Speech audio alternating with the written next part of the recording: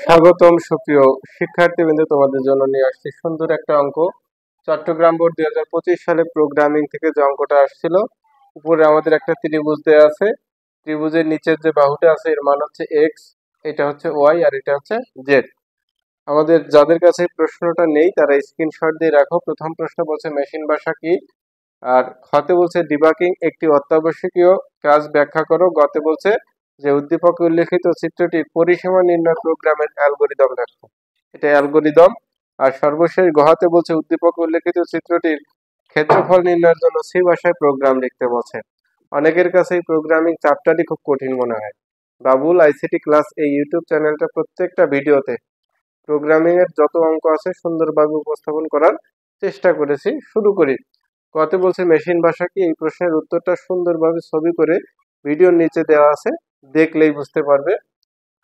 খতে বলছে ডিবাগিং একটি অত্যাবশ্যকীয় কাজ ব্যাখ্যা করো, এর উত্তরটাও নিচে সুন্দরভাবে ছবি করে ভিডিওর নিচে দেওয়া আছে, দেখলেই বুঝতে পারবে।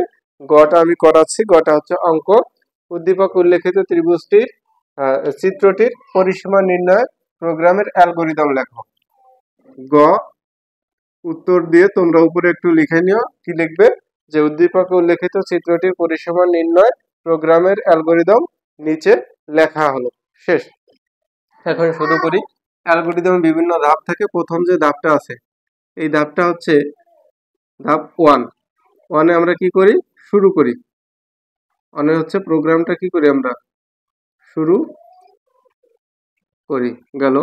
এরপরে ধাপ 2, দ্বিতীয় যে ধাপটা আছে সেই ধাপটা এখন এই জায়গায় একটু বোঝানোর চেষ্টা করি যে ত্রিভুজের 3টি বাহুর দৈর্ঘ্য এক্স ওয়াই ও জেড।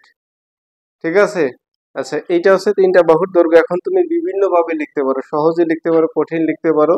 তাহলে আমি একটু সহজ করে লিখি যে আচ্ছা দেখো, ত্রিভুজের 3 বাহুর দৈর্ঘ্য, ত্রিভুজের 3 বাহুর দৈর্ঘ্য এক্স ওয়াই ও জেড এর মান ইনপুট হিসেবে গ্রহণ করি। এখন এই জায়গা তুমি একটু ঘুরিয়ে লিখতে পারো। যদি তুমি এত বড় না লিখে এটুকু লেখো যে এক্স ওয়াই ও জেড এর মান ইনপুট হিসেবে গ্রহণ করি, তাতেও হবে।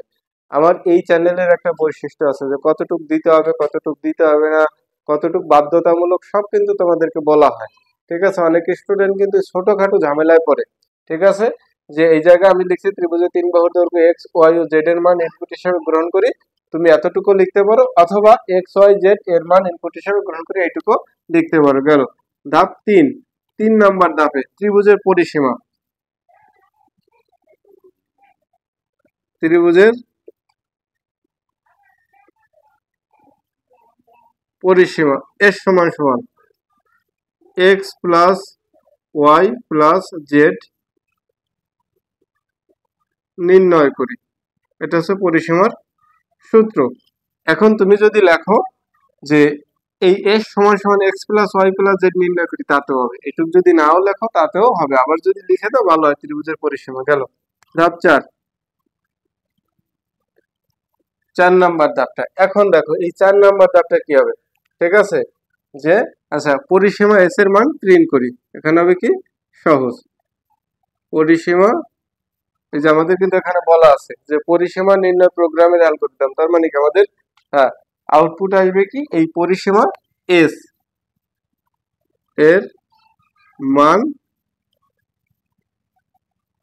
প্রিন্ট করি।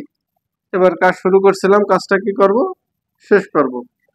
ঠিক আছে? তাহলে এখানে লিখতে হবে যে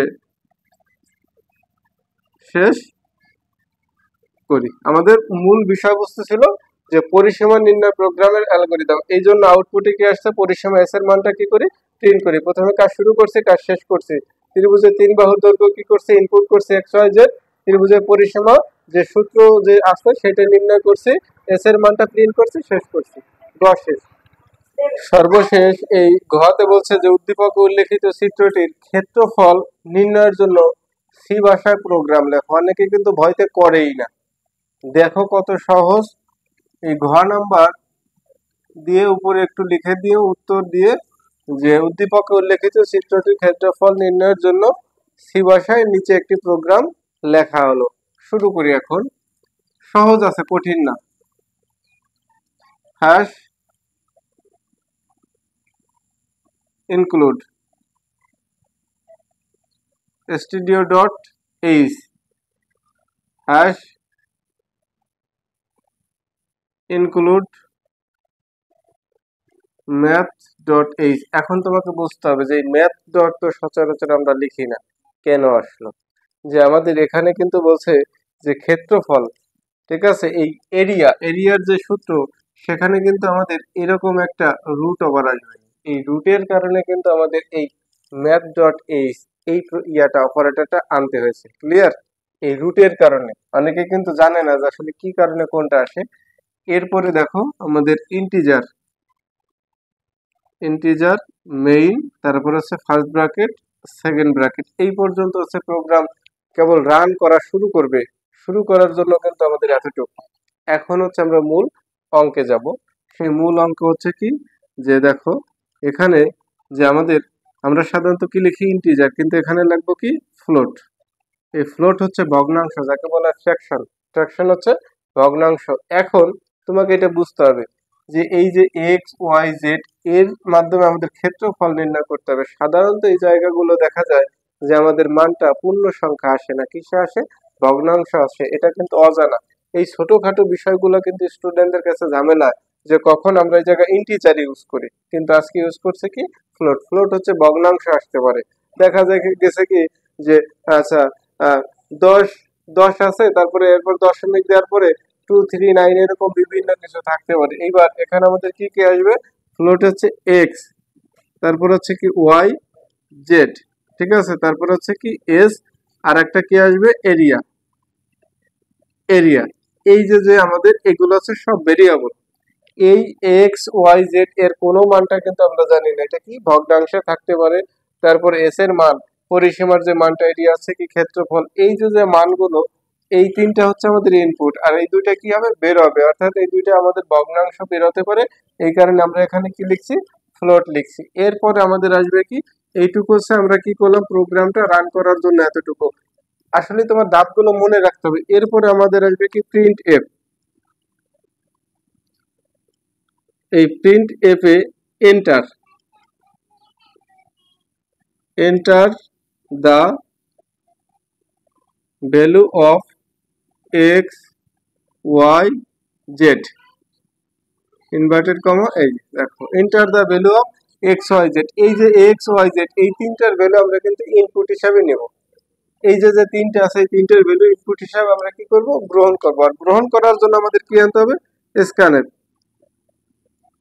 এই যে স্ক্যানএফটা ইনভার্টেড কমা শুরু, আচ্ছা এফ, তারপরে এফ এফ। দেখো এই যে আমাদের ইনভার্টেড কমা শেষ, কমা শুরু। এখন তোমাকে বুঝতে হবে এই এফ হচ্ছে আমাদের এই ফ্লোটের কারণে কিন্তু এফ। কয়টা ইনপুট হবে? তিনটা, 1 2 3। এই কারণে তিনবার কি আনছি? Percentage F, percentage F, percentage F. এখন এই জায়গা কি হবে? আচ্ছা দেখো এক্স কমা এম্পারসেন্ট, তারপরে হচ্ছে কি এইটা হচ্ছে অ্যাড্রেস অফ কমা, এরপর হচ্ছে অ্যাড্রেস অফ জেড, ঠিক আছে। এই যে হচ্ছে আমাদের শেষ। এই লাইনটা আমি একটু বুঝাই, এই দুইটা লাইনেই অনেকের ঝামেলা হয়। Enter the value of X Y Z, এটা আমরা ইনপুট হিসাবে গ্রহণ করব। আচ্ছা করলাম। এখন পার্সেন্টেজ আমরা এই জায়গায় সাধারণত ডি ইউজ করি, কিন্তু এখানে ইউজ করছি ফ্লোট, হচ্ছে ভগ্নাংশ। এই কারণে পার্সেন্টেজ এফ কয়বার লিখছি? তিনবার। ইনপুট কয়টা? তিনটা, এক্স ওয়াই জেড। এটা হচ্ছে অ্যাড্রেস। এই যে অ্যাম্পারসেন্ট, এটা হচ্ছে address of X, address of Y, address of Z, যে কোথায় গিয়ে জমা হবে এটা, ঠিক আছে, ইনপুটটা কোথায় গিয়ে জমা হবে। এই কারণে আমাদের এখানে address of X, address of Y তিনবার, কারণে এখানে এটা এক্স ওয়াই জেড তিনবার আছে, এখানে তিনবার এটা আনলাম। এরপরে দেখো আমাদের পরেরটা হচ্ছে এস এর। এস সমান সমান কি? X plus Y plus Z, ঠিক আছে। আচ্ছা এইটা হচ্ছে 2 দিয়ে কি করি? ভাগ করি। এটা হচ্ছে অর্ধ পরিসীমা বের করি, গেল 2 দিয়ে কি করি? ভাগ করি। এরপর হচ্ছে এরিয়া। এ আর ই এ, এরিয়া। এরিয়া সমান সমান হচ্ছে কি, দেখো এই জায়গায় একটু বোঝার আছে, এরিয়াটা কি, এস কিউ আর টি, স্কোয়ার। এই যে ব্র্যাকেট শুরু, এরপর হচ্ছে আমাদের এখানে কি আসবে, এস ইন্টু, আচ্ছা, এস মাইনাস এক্স, তারপর হচ্ছে কি, হ্যাঁ, into X minus Y, into X minus Z. ঠিক আছে, এই যে ব্র্যাকেট শেষ, এটা এই দুইটা লাইন এখন বোঝাই যে এস সমান সমান X plus Y plus Z, এটা হচ্ছে অর্ধ পরিসীমার। অর্থাৎ এইটুক আমার আগে বের করতে হবে, এই মানটা কিন্তু এই যে যাবে, এই যে S, S into S minus X into S minus Y into S minus Z. এই যে যে এস এর মানগুলো আছে, এই জায়গা থেকে আমরা এই মানগুলো এখানে বসাবো। এই কারণে আগে আমার অর্ধ পরিসীমা, এই এর সমস্যা এটা 2 দিয়ে ভাগ দিলে, যখন এর সমস্যা আমি 2 দিয়ে ভাগ না দেবো তখন পরিসীমার মান, আর 2 দিয়ে ভাগ দিলে অর্ধ পরিসীমার মান বেরোবে। এই যে 2 দিয়ে ভাগ করছে, এই এস এর মানটা এই যে বসাছি, আর এ স্কোয়ার হচ্ছে কি, এই যে রুট ছিল না, এই রুটটা কিন্তু এখানে হয়।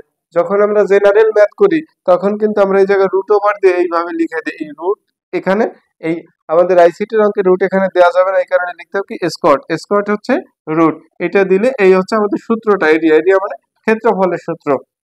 যখন তিনটা বাহু অসমান হয়, সেই ত্রিভুজের ক্ষেত্রফলের সূত্র হচ্ছে এইটা।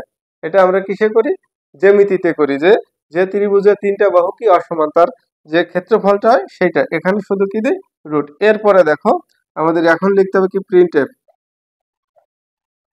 প্রিন্ট এফ সমান সমান inverted comma percentage F inverted comma শেষ কমা, এখানে কি আমরা ছাপাবো হচ্ছে ক্ষেত্রফল, তাহলে এখানে কি লিখবো, এ আর এরিয়া।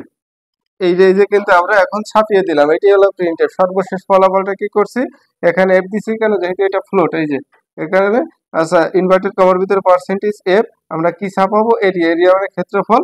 এইবার দেখো আমাদের ইন্টিজার মেইন দিলে এখানে কি লিখতে হয়, রিটার্ন শূন্য, আর এটি ইউ আর এন, রিটার্ন শূন্য। আর এই যে সেকেন্ড ব্র্যাকেট শুরু হয়েছিল, সেকেন্ড ব্র্যাকেটটা শেষ, এর মধ্যে দিয়ে অঙ্ক কিন্তু শেষ। এখন দেখো এইটুকু একটু বিশ্লেষণ করি। আমাদের এইটুক প্রোগ্রাম রান করছে, ফ্লোট সমাধান, এই তিনটে ইনপুট হিসেবে কি করব, গ্রহণ করবো, আর বাকি যে মানগুলো সেটা ভগ্নাংশ হতে পারে বিদায় ফ্লোট।